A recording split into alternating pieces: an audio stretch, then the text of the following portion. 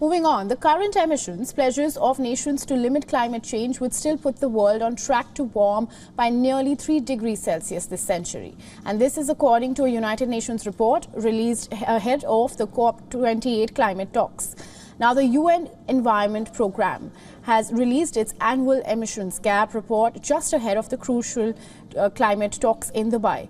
And the report assesses countries' promises to tackle climate change and compares them to what is really needed. Now, this year, it has warned that the planet is on a path for disastrous heating of between 2.5 and 2.9 degrees Celsius by 2100.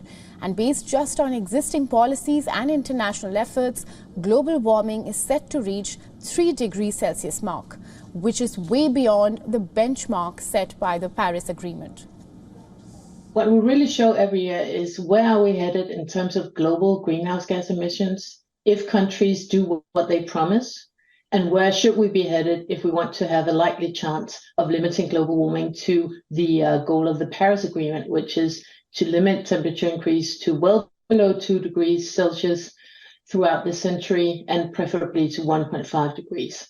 So the report shows the discrepancy between where we're headed with current pledges, current promises by countries, and where we should be headed.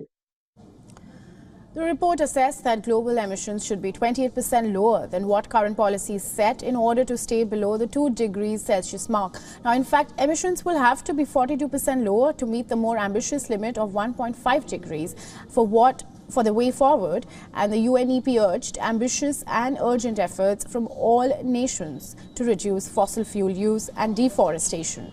Now, UN Chief Antonio Guterres called for dramatic climate action post the report's release, saying that leaders can't kick that any further.